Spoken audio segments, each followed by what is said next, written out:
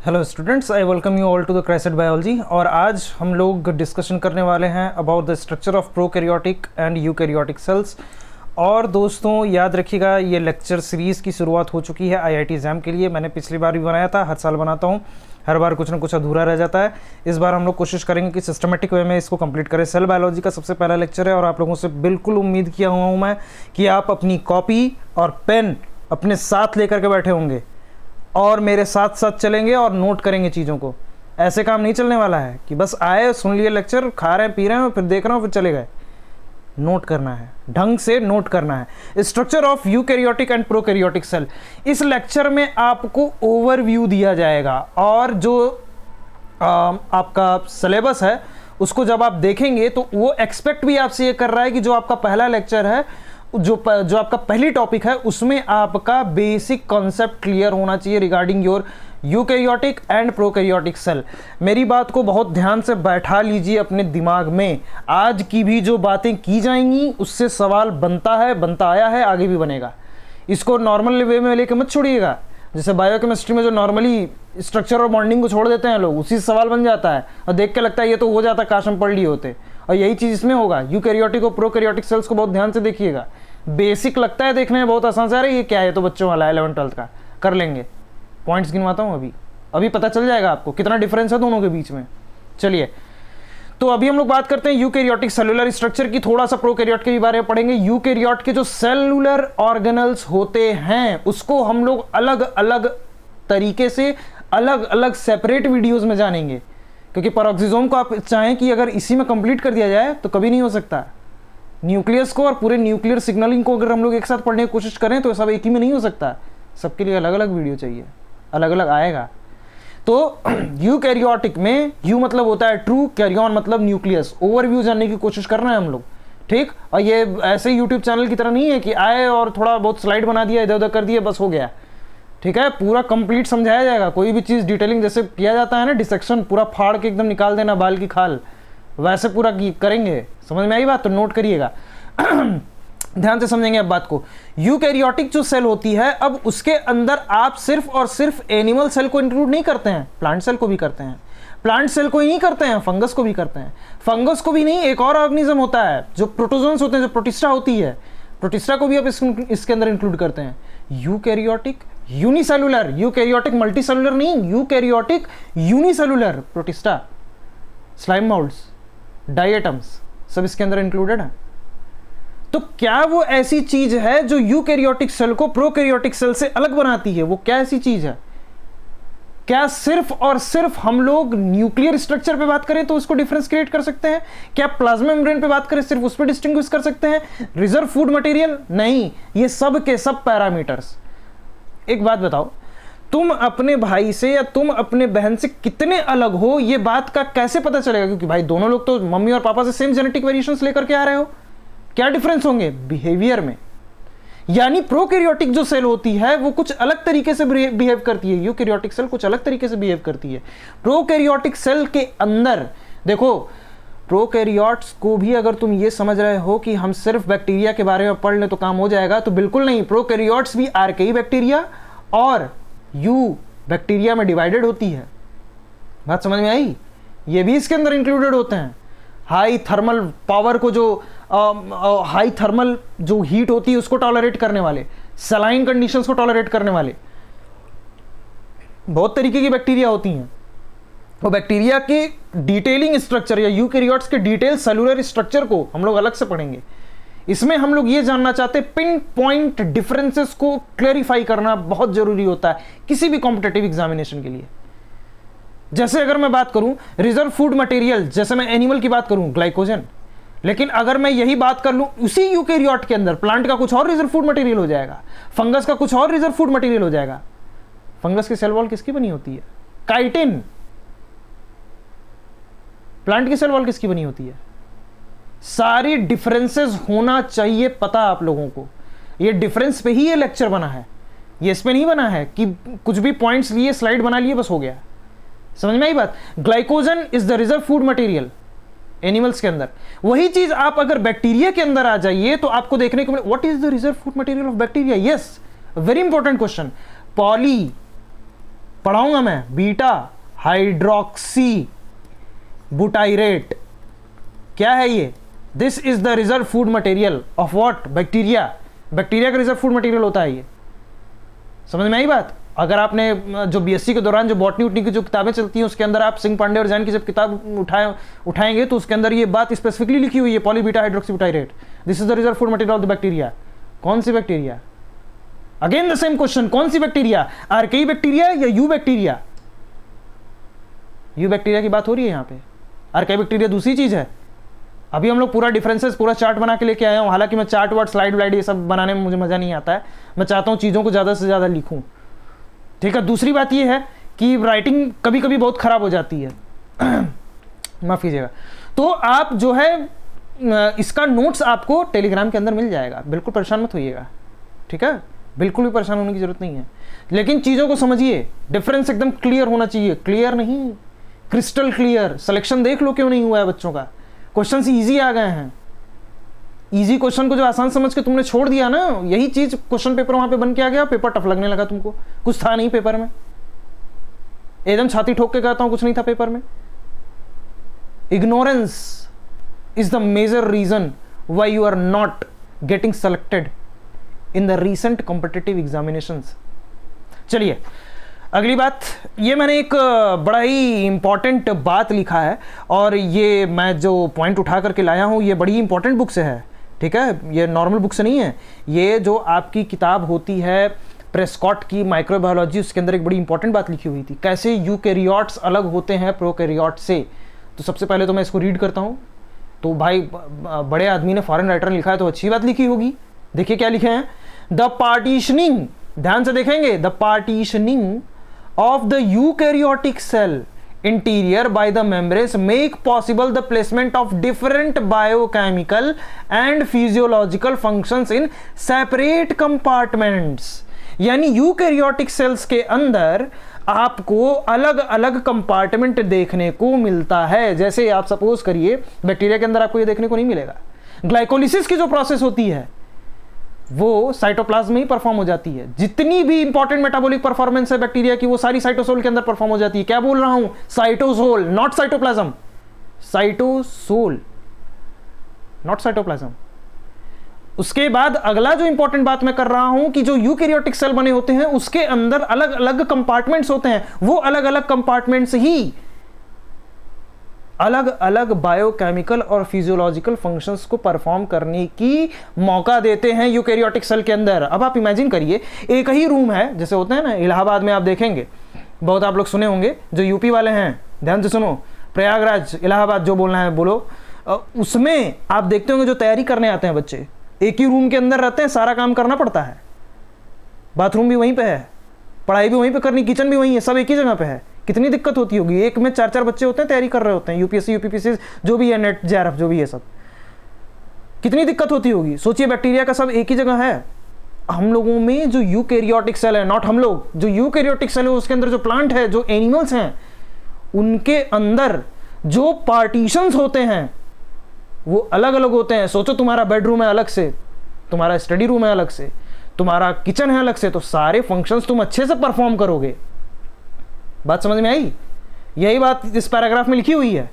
The different biochemical and the physiological functions in the separate compartment so that they can more easily take place simultaneously under the independent control and proper coordination. Normal slide मत समझना इसको, बड़ी important बात लिखी हुई है, या तो लिख लो या तो स्क्रीनशॉट लेके अलग से लिख लेना, बहुत इंपॉर्टेंट है, मेरे साथ लिखते हुए चलो। Large membrane surface make possible greater respiratory and photosynthetic activity because these processes are located exclusively in membranes. The intracytoplasmic, ध्यान से देखेंगे, the intracytoplasmic membrane complex also serves as a transport system to move materials between different cell locations. देख लो compartment का कितना फर्क पड़ता है, जो अलग अलग डिविजन्स बन जाते हैं हमारे बॉडी के अंदर। अभी सेल साइकिल में आपको समझाऊंगा, बहुत डिफरेंस है बैक्टीरिया कैसे डिवाइड करती है और हम लोगों की जो सेल है वो कैसे डिवाइड करती है, सेल साइकिल कैसे चलती है, growth factors, cyclin dependent kinases, cyclins, CD का 1 2 3 4, बहुत इंपॉर्टेंट बातें बता रहा हूं ये सब, और रेफरेंस भी दूंगा। अभी बोला ये प्रेसकॉट से उठाया हूं। Cell locations, thus abundant membranes systems probably are necessary in eukaryotic cells because of their large volume. Volume large है इसलिए कंपार्टमेंट अलग अलग बना हुआ है सबका। समझ में आई बात? And the need for adequate regulation metabolic activity and transport. Metabolic activity and transport. मैं जनरली चिल्ला के नहीं पढ़ाना चाहता हूं, ऑफलाइन में किसी बच्चों को नहीं ऐसे चिल्लाता हूं, लेकिन मैं देखता हूं ऑनलाइन में बच्चे देखते देखते सो जाते हैं, इसलिए चिल्लाना बहुत जरूरी हो गया है। लाइटली लेके पढ़ रहे हो इसलिए सिलेक्शन नहीं हो रहा है। सीरियसली ले लोगे ना, सिलेक्शन हो जाएगा, कोई बड़ी बात नहीं है। और इसी यूट्यूब पे अच्छे लोग भी काम कर रहे हैं, कंटेंट दे रहे हैं, ऐसा नहीं है कंटेंट नहीं दिया जा रहा है। आप लोग सीरियसली नहीं ले रहे हैं। पहले टीचर्स हुआ नहीं करते थे, अब टीचर इतने हो गए हैं, ये समझ में नहीं आ रहा है किस टीचर को सेलेक्ट करें। बहुत सारा कंटेंट है, बहुत थ्योरी मिलेगी, बहुत कुछ है, क्योंकि ये बायोलॉजी है, लिटरेचर बहुत मिलेगा इसमें। रेफरेंस सही रखो, जो पढ़ाया जा रहा है उसको सुनो बस ध्यान से, सब कुछ पढ़ने की जरूरत नहीं है। अगला देखिए, comparison of prokaryotic and eukaryotics. बस इतने से काम हो जाएगा, ज्यादा जो है डिफरेंसेस वगैरह सब पढ़ने की जरूरत नहीं है। बात समझ में आई? ज्यादा डिफरेंसेस और इन सब के चक्कर में पढ़ेंगे आप लोगों ने पहली स्लाइड में, तो फिर दिक्कत वाली बात है। अब आपको ये लगता है कि अब इसी में सब कुछ पढ़ा दिया जाए, इसमें तो कुछ कंटेंट ही नहीं दिया गया। अरे भाई, आप प्रोकैरियोट और यूकैरियोट को अलग से पढ़ोगे। प्रोकैरियोट के अंदर जब हम लोग बैक्टीरिया को स्पेसिफिकली टारगेट कर रहे होंगे, तो उस बैक्टीरिया के बारे में हम लोग अलग से वीडियो बनाएंगे। उस बैक्टीरिया के पूरा सेल वॉल, उसके प्लाज्मिड के बारे में अभी बस ओवरव्यू देना है, क्योंकि पहला लेक्चर यही है कि इंट्रोडक्शन आपको पता होना चाहिए। कंपैरिजन हो गया प्रोकैरियोटिक और यूकैरियोटिक सेल के बीच में। प्रॉपर्टीज में बैक्टीरिया को ले रहे हैं हम लोग, आर्किया है, यूकैरिया है। कार्ल वूज का 16S क्लासिफिकेशन वही आधार बना था इन तीनों के जन्म का, इन तीनों के निर्माण का, इन तीनों के डिफरेंसेस का।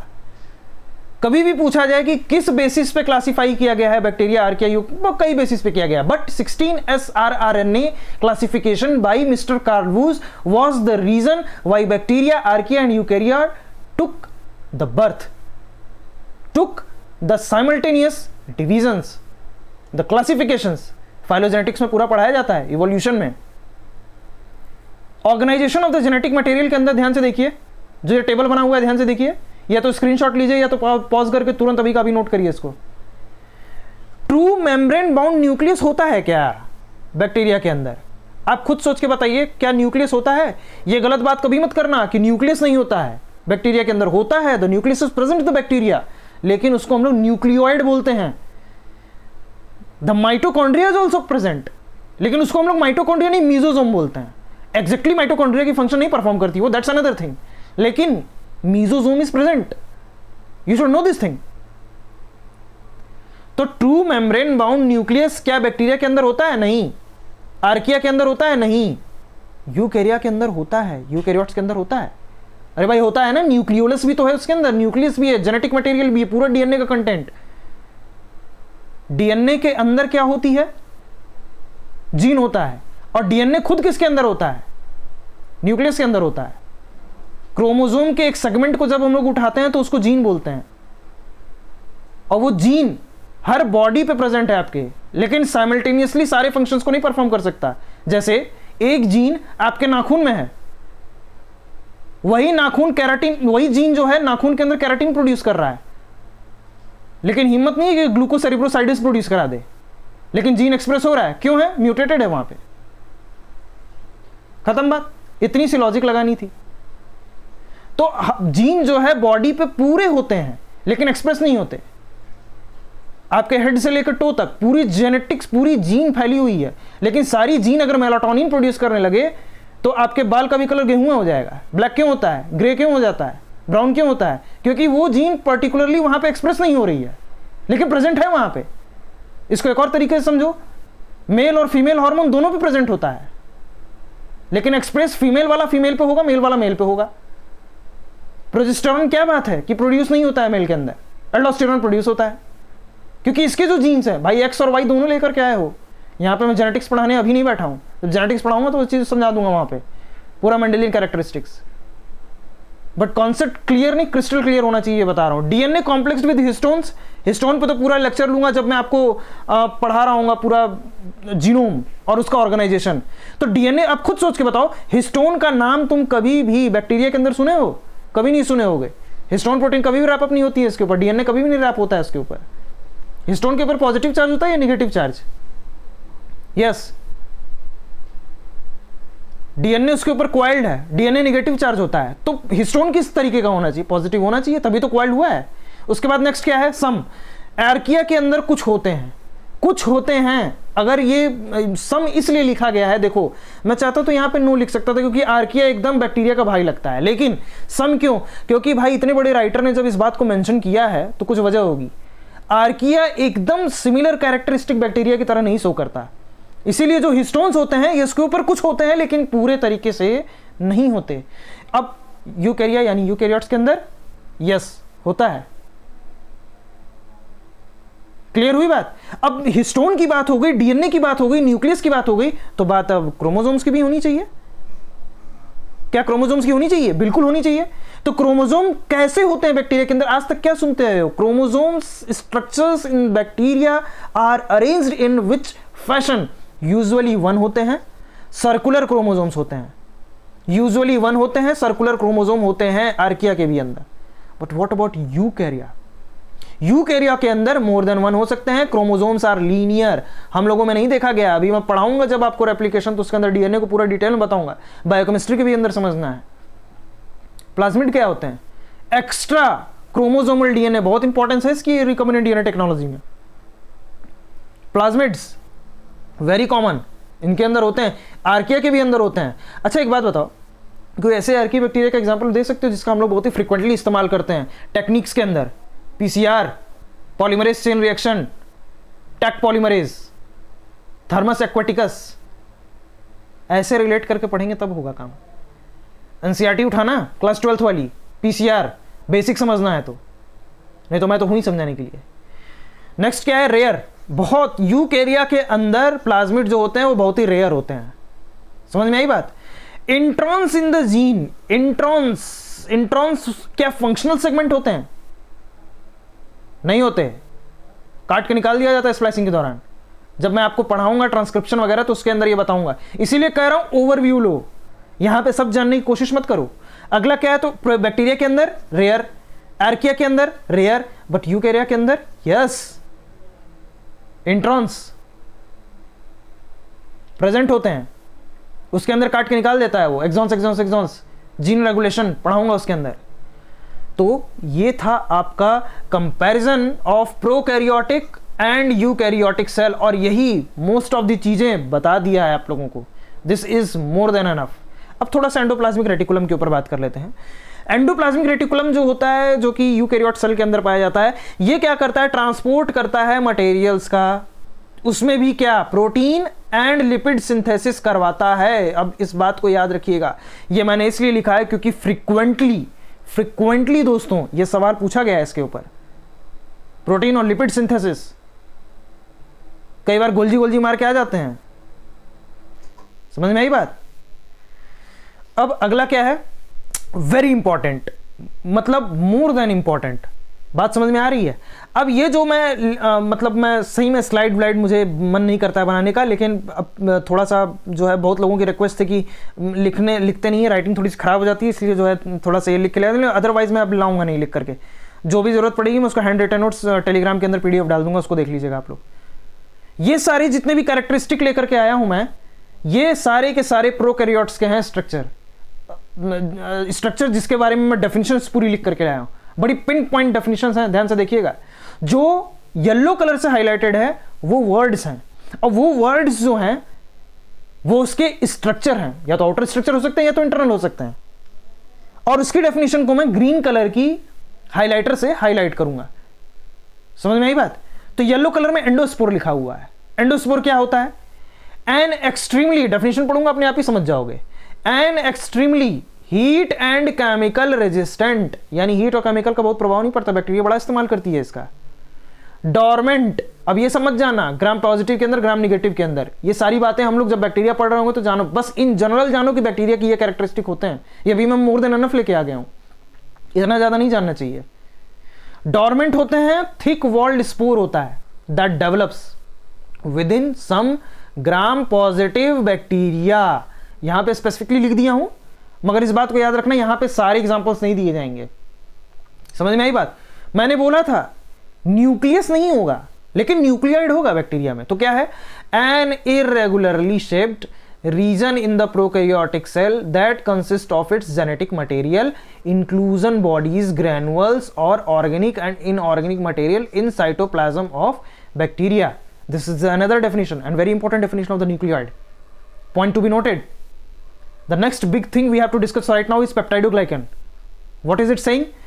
Peptidoglycan, an essential component of the bacterial cell wall.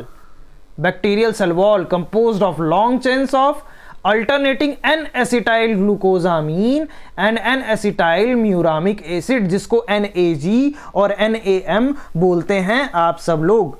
Residues chains are linked to each other by short chains of amino acids of organic and inorganic material in the cytoplasm of the bacteria. बात समझ में आई? Peptidoglycan क्या है? Peptidoglycan बहुत ही expensive component होता है bacterial cell wall का। Fungus का क्या होता है? काइटिन। समझ में आई बात? बस इस बात को याद रखना, क्वेश्चन फ्रिक्वेंटली आया हुआ है। N-acetyl glucosamine, N-acetyl muramic acid. Structure अभी नहीं बताऊंगा, हालांकि स्ट्रक्चर पर ही सवाल आया हुआ है, ये मैं बैक्टीरिया में बताऊंगा आपको, बट इतना तो क्लियर होना चाहिए। इस टॉपिक को देने का मतलब ही ये था सिलेबस में कि पहले ओवरव्यू डेवलप करो, उसके बाद फिर आगे बढ़ो। अगला क्वेश्चन क्या है? प्लाज्मिड। प्लाज्मिड क्या है? Double standard. याद रखना, double standard, double standard plasmid. फिर रिपीट कर रहा हूं, double standard DNA molecule that can exist and replicate independently. इसीलिए तो इसका इस्तेमाल करते हो यार वेक्टर में, ठीक है? इंडिपेंडेंटली रेप्लिकेट करने की टेंडेंसी रखता है अपने अंदर। ऑफ द क्रोमोसोम और may be integrated with it, it is not required for the cell growth. ध्यान से समझ लो बात को, बहुत ध्यान से समझ लो। It is not required for the cell growth and reproduction. अब प्लाज्मा मेम्ब्रेन की बात होगी। अच्छा, बड़ी बहस होती है एक सेल वॉल पे। यार देखो, सेल वॉल थोड़ा एक गलत चीज बताई जाती है, इंटर से ही गलत बताते आ रहे हैं लोग। मैंने बुक को देखा और उसके अंदर जब स्पेसिफिकली चीज़ों को जब आप बड़े होते जाते हैं, पढ़ते जाते हैं, किताबें जब बड़ी बड़ी अच्छी अच्छी मिलती जाती हैं, तो आपको रियलाइज़ होता है कि चीज़ें बहुत सारी गलत बताई जा रही थी। अब तुम एक बात बताओ, सेल वॉल जैसी कोई चीज़ होती ही नहीं है। अगर तुम सेल वॉल हटा भी दो प्लांट सेल की, तो उसके बाहर तुमको एक और प्रोटेक्टिव लेयर मिलेगा जिसको हम लोग प्लाज्मा मेम्ब्रेन बोलते हैं। तब तो इस हिसाब से तो यार सेल वॉल जैसी कोई चीज़ ही नहीं थी। प्लाज्मा मेम्ब्रेन पहले से ही प्रोटेक्ट कर रही थी, वो तो एनिमल को भी प्रोटेक्ट कर रही है और प्लांट सेल को भी प्रोटेक्ट कर रही है। सेल वॉल इज नथिंग, ठीक है? सेल वॉल को बहुत ही सर चढ़ा के मत रखा करो। हाँ, जान लो अब दिया जा रहा है किताबों में कि plant is having the cell wall and animal is not having the cell wall. बात समझ में आई? लेकिन प्लाज्मा मेम्ब्रेन तो सदैव रहता है प्रोटेक्शन के लिए और प्रोटेक्ट कर रहा है, बाई लेयर है। और पूरा प्लाज्मा मेम्ब्रेन के ऊपर लेक्चर लूंगा मैं, उसके अंदर आपको समझाऊंगा। वो तो बड़े और चार्ज मॉलिक्यूल को अंदर आने ही नहीं देता है, ग्लूकोज को अंदर आने ही नहीं देगा। उसके लिए आपको ग्लूकोज ट्रांसपोर्टर की जरूरत पड़ती है, जिसको हम लोग ग्लट 2, 3, 4 से डिफाइन करते हैं। कभी कभी तो उसको एक्टिव ट्रांसपोर्ट कराने के लिए SGLT की जरूरत पड़ती है, sodium glucose cotransporter. Basolateral membrane, intestine. बात समझ में आई जो मैं कह रहा हूं? अगली इंपॉर्टेंट बात है प्लाज्मा मेम्ब्रेन। ध्यान से समझ लो क्या लिखा हुआ है, सेलेक्टिवली परमिएबल। ये बड़ा इंपैक्ट छोड़ता है इस चीज को ना। कभी तुम जब जैम निकाल लोगे अच्छे रैंक से, तो इंटरव्यू में पूछा जाएगा व्हाट इज प्लाज्मा मेम्ब्रेन, तो ऐसे मत बोल के चले आना कि it is a membrane which allow selectively permeable. क्यों सेलेक्टिवली परमिएबल होता है? पूरी लेक्चर लूंगा तो उसके अंदर समझ में आ जाएगा। इन शॉर्ट जानो, सबको अलाउ नहीं करता है आने के लिए, और ऐसा होना भी चाहिए। इस हिसाब से तो कोई भी ड्रग एब्जॉर्ब हो जाएगी, और कोई भी ड्रग एब्जॉर्ब हो जाए तो बॉडी के अंदर कितना नुकसान पहुंचा सकती है। बड़े स्पेसिफिकली आपके ड्रग्स को डिजाइन किया जाता है, फिर वो बॉडी के अंदर ट्रांसपोर्ट कराई जाती है। लाइपोसोम, समझाऊंगा। समझ में आ रही है बात मैं क्या कह रहा हूं? Selectively permeable mechanical boundary of cell nutrient and waste transport, location of many metabolic processes, respiration, photosynthesis, detection of environmental cues of the chemotaxis. समझ में आई बात? अब आपको एक बात बताऊं मैं, जो गैस वैक्यूल होती है, हालांकि देखो ये गैस वैक्यूल अलग से है, ठीक है? गैस वैक्यूल क्या प्रोवाइड करता है? बॉयंसी और floating in the aquatic environments. जब मैं आपको प्लांट फिजियोलॉजी पढ़ाऊंगा तो वहां पे आपको गैस वैक्यूल के बारे में बताऊंगा। गैस वैक्यूल मैक्सिमम जो पाए जाते हैं ना, वो आपके प्लांट सेल्स में पाए जाते हैं, और उसको बॉयंसी प्रोवाइड करता है। उसमें टर्जिडिटी और फ्लैसिडिटी आपको समझाऊंगा। ओवरव्यू पता चल रहा है ना? बात समझ में आई? और यही गैस वैक्यूल आपको बैक्टीरिया के भी अंदर देखने को मिलेंगे स्पेसिफिकली। तो यहाँ पे थोड़ी सी पॉइंट ऑफ सिमिलरिटी हो जाती है। बात समझ में आई? अगली जो इंपॉर्टेंट बात है वो है राइबोसोम। राइबोसोम यार जानते हो, बताने की कोई खास जरूरत नहीं है, और पूरी यूनिट समझाऊंगा आपको। राइबोसोम क्या करता है? प्रोटीन की सिंथेसिस करवाता है, inclusion body storage of the carbon phosphate and other. ये कार्बन और फॉस्फेट याद रखना, कभी कभी माइक्रो न्यूट्रिएंट में जो है ये पूछ दिया जाता है और बच्चे कंफ्यूज हो जाते हैं। न्यूक्लियाइड पहले ही बता चुका हूं आपको, localisation of the genetic material. समझ में आई बात? अच्छा, अब आपको एक बात जानने की जरूरत है कि पेरिप्लाज्मिक स्पेस क्या होता है। पेरिप्लाज्मिक स्पेस जो होता है ना, वो हाइड्रोलाइटिक एंजाइम्स को कंटेन करता है और बाइंडिंग प्रोटीन न्यूट्रिएंट के लिए, प्रोसेसिंग और अपटेक के लिए। सेल वॉल क्या करती है? Provide shape and protection from the osmotic stress. ठीक है, ऑस्मोटिक स्ट्रेस को प्रोवाइड से बचाने के लिए, नॉट प्रोवाइड करने के लिए, सेल वॉल जो होती है वो शेप तो देती है, प्रोटेक्शन भी। ठीक है, और जब आप सेल वॉल को जैसे ही हटाते हैं तो आपको प्लाज्मा मेम्ब्रेन देखने को मिलता है, और जैसे ही प्लाज्मा मेम्ब्रेन देखने को मिलता है तो आप उसके फंक्शंस को पढ़ रहे होते हैं। ठीक है, पूरा जब आरबीसी को अलग से रप्चर करके जब पढ़ाऊंगा ना, सॉल्यूशन में डाल के हाइपोटोनिक, हाइपोटोनिक, आइसोटोनिक, उसके अंदर बताऊंगा आपको प्लाज्मा मेम्ब्रेन का क्या फंक्शन होता है। उसके बाद कैप्सूल को पढ़ेंगे हम लोग। We are going to discuss about the capsules. क्या होते हैं कैप्सूल्स? स्लाइम लेयर होते हैं जो रेजिस्टेंस प्रोवाइड करते हैं टू फैगोसाइटोसिस, यानी जब बॉडी में घुस गया तो जो मैक्रोफेजेस होते हैं, अब फिर वही बात है ना, इम्यून सेल्स के अंदर पढ़ोगे फैगोसाइटोसिस। मैक्रोफेजेस क्या करते हैं? कोई भी फॉरेन पार्टिकल्स हो गया इनगल्फ जो आपके बॉडी को नुकसान पहुंचा रहा है, याद रखना फूड भी फॉरेन पार्टिकल है, वो भी एंटीजन की तरह काम करता है, मगर मैक्रोफेजेस उसके अंदर काम नहीं करते हैं, उसके ऊपर कभी भी काम नहीं करते। Macrophages are never going to work upon your food particles which you have taken, even though it is working as an antigen. Keep this particular point in your mind, paste it on the wall. समझ में आ रही है बात क्या कह रहा हूं? Resistance to the phagocytosis, adherence to the surface fimbriae and pili attachment to the surface. Pili क्या करती है? अटैचमेंट प्रोवाइड करती है सरफेस से। बैक्टीरियल मेटिंग में भी मदद करती है। देखो यार, ये सेक्स पिलाई बोलते हैं इसको बैक्टीरिया के अंदर, और जो आपका कंजुगेशन का जो प्रोसेस हो रहा होता है तो उसमें जो दो बैक्टीरिया होती हैं, इस तरीके से समझो, ये जो दो बैक्टीरिया हैं इसके अंदर जो एक लिंक बन रहा होता है, बात को समझ रहे हो? ये आपका क्या है? सेक्स पिलाई। ये काम करता है इसके अंदर बैक्टीरिया के रिप्रोडक्शन में। बैक्टीरिया सेक्सुअल रिप्रोडक्शन परफॉर्म करता है, बाइनरी फिशन ही नहीं। बताएंगे आपको जब बैक्टीरिया के बारे में डिटेल में पढ़ाएंगे तो। Chemotaxis, lux gene, quorum sensing, bioluminescence, each and everything will be discussed over here. Flagella क्या करता है? स्विमिंग प्रोवाइड करता है। मोटिलिटी, एंडोस्पोर के बारे में डिस्कस कर चुके हैं आई थिंक, ये survival under the harsh environmental conditions. तो ये सारी brief opening session, brief overview था आपका किसके बारे में? बैक्टीरिया के बारे में, यूकैरियोटिक सेल के बारे में, यूकैरियोटिक और प्रोकैरियोटिक सेल के डिफरेंसेस के बारे में। आगे चल करके हम लोग, अब अगला जो लेक्चर आने वाला है मेरा, वो यूकैरियोटिक सेल को डिटेल में डिस्कशन होगा, बैक्टीरिया के बारे में डिटेल में डिस्कशन होगा। बात समझ में आ रही है? सेल सिग्नलिंग पे डिस्कशन होगा। हो ना हो बैक्टीरिया को, और इसको मैं अलग से जो है माइक्रोबायोलॉजी के अंदर डिटेल में पढ़ाऊँ, और क्लासिफिकेशन भी, क्योंकि क्लासिफिकेशन को इग्नोर मत करना। प्रोटोजोआ के क्लासिफिकेशन पे सवाल आ गया था 2016-17 में। एक एक क्वेश्चन टिप पे है, जुबान पे है, हमारे सब याद है कौन सा क्वेश्चन किस सन में कैसे आया है। ठीक है, मैं मल्टीपल टाइम फेल हुआ हूं तो मल्टीपल टेक्निक बता सकता हूं आपको कैसे नहीं फेल होना है। तो दोस्तों, अगर वीडियो अच्छी लगी हो तो वीडियो को लाइक कर दीजिए, और नोट्स बनाते रहना है। वीडियो अच्छी लगी हो तो वीडियो को लाइक कर दीजिए, चैनल को सब्सक्राइब कर दीजिए, और दोस्तों वीडियो के एंड तक बने रहने के लिए आप सभी लोगों का बहुत बहुत धन्यवाद।